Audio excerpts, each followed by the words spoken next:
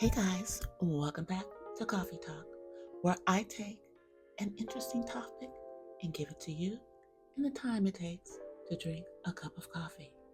So grab your cup of coffee, make sure it's hot, add your sugar and cream if you please.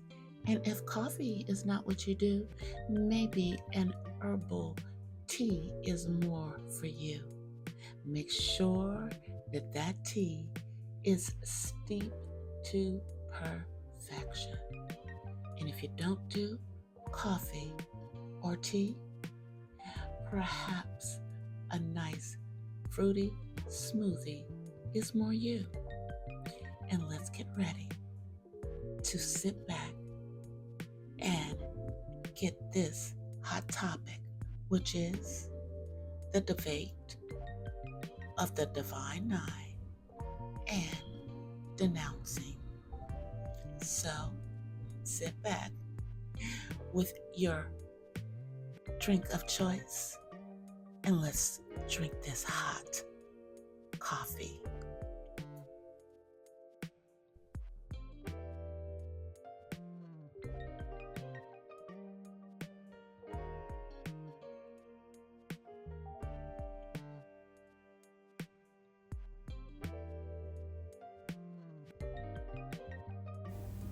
For full disclosure, I am a member of one of the Divine Nine organizations. I'm a member of Delta Sigma Theta Sorority Incorporated and have been a member of Delta since 1983. However, I feel that I can give an unbiased commentary in regards to this topic, and I hope that you agree at the end of this video.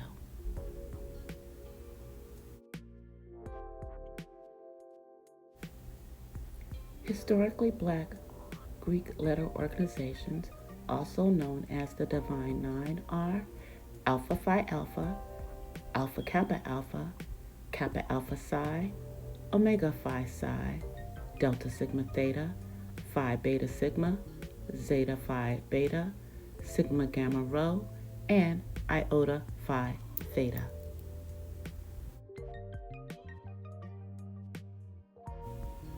In the landscape of American higher education, historically Black Greek letter organizations have stood as pillars of community, leadership, and cultural pride, established during a time when African Americans faced severe racial discrimination and were often excluded from social and academic opportunities. These fraternities and sororities offer support, camaraderie, and a platform for civil rights advocacy. However, in recent years, a schism has appeared within the African American community regarding the role and relevance of these organizations.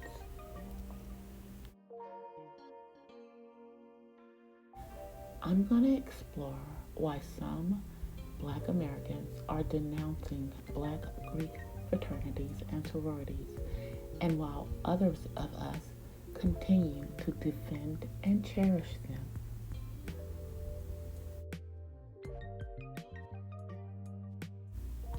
One of the most significant criticisms faced by Black Greek letter organizations relates to hazing.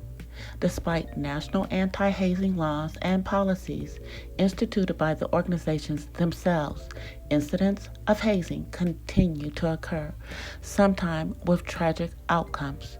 Critics argue that such practices contradict the foundational values of brotherhood and sisterhood that these organizations espouse.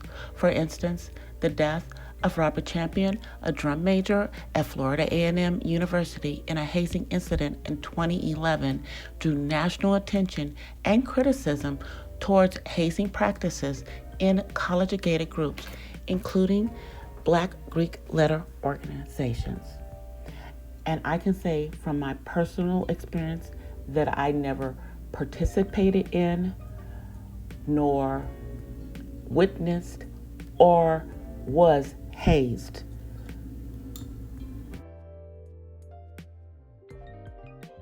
Black Greek letter organizations have also been critiqued for fostering a sense of elitism and exclusivity. The process of selection and induction, known as line or pledge processes, often emphasize lineage, social status, and other criteria that can be perceived as exclusionary. This has led some to argue that these organizations contradict principles of inclusivity and equality, potentially alienating those within the Black community who do not meet these criteria or choose not to join.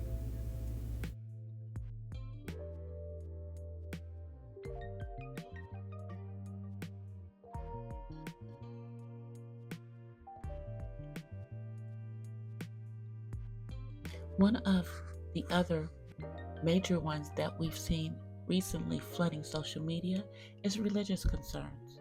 Some African American Christians argue that the rituals, oaths, and symbols used in Black Greek letter organizations conflict with their faith.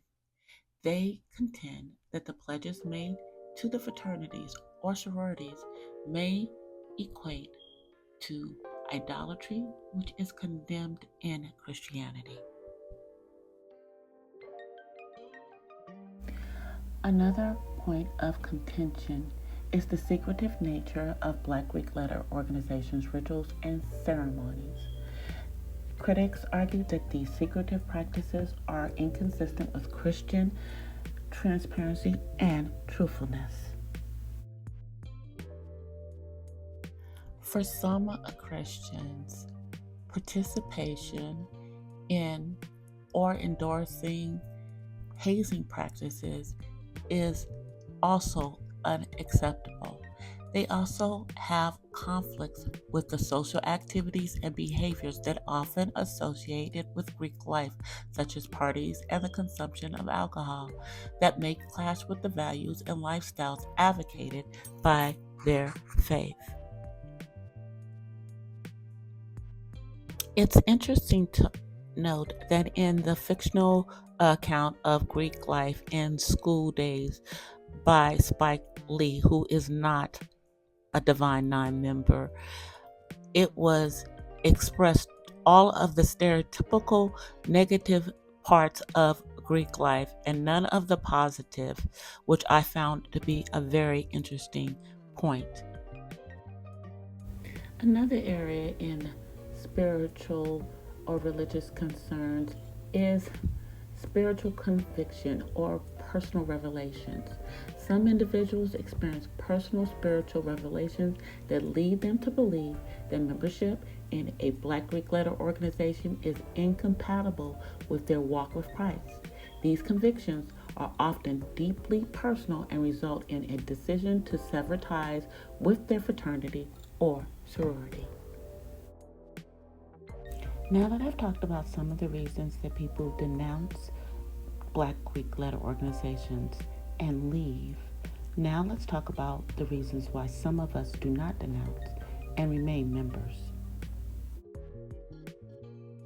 A cornerstone of Black Greek letter organizations' activities is community service and advocacy, which is one of the main reasons that I myself joined. Many Christians argue that the community service missions of Black Greek letter organizations align with Christian values. These organizations are involved in numerous programs that address educational needs, health disparity, and social injustice, aligning with the broader goals of uplifting the African American community as well. Their sustained commitment to public service is a compelling reason why many continue to see great value in their existence.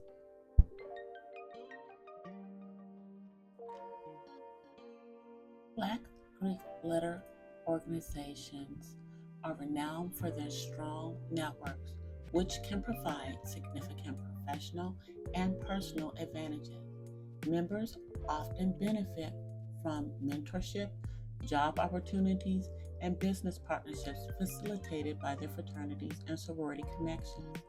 This network is seen as a valuable resource, particularly in a society where racial disparities still exist in many professional fields.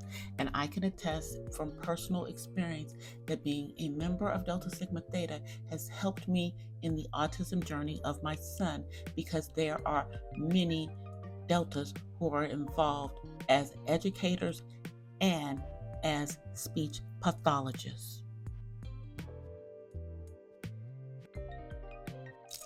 For many members and supporters, Black Greek letter organizations are not just social organizations, but vital components of Black heritage and identity. Founded during times of intense racial segregation, these organizations provided a space for Black students to thrive academically and socially. The legacies of leaders like Martin Luther King Jr., who was a member of Alpha Phi Alpha Incorporated, as is my father, illustrated the deep historical and cultural significance of these organizations.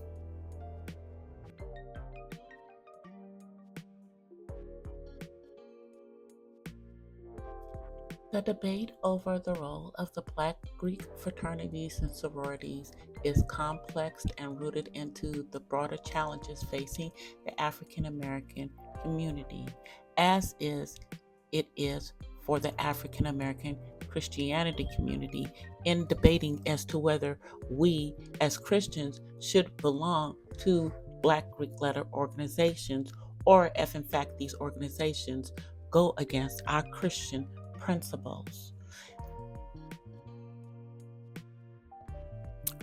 When it comes to being a Christian and also being a member of a Black Greek letter organization, for many of us, this is a very complex and personal decision when it comes to how our faith and our being in a Greek letter organization go hand in hand.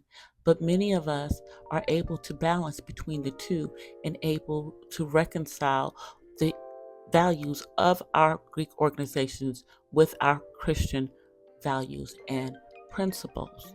And in my opinion, it is not up to another person who has chosen to denounce to make that decision for anyone else. Now, I hope that this conversation has been interesting and helpful to you guys. I know this is a very controversial topic, but I had to weigh in on it. Now it is time for me to get myself together and go start working on the next topic for you guys. And of course, go and grab myself another cup of coffee so that I can enjoy it as I do my research and put it together.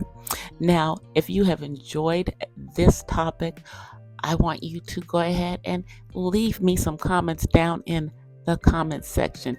I will, of course, leave my resources in the description of this video.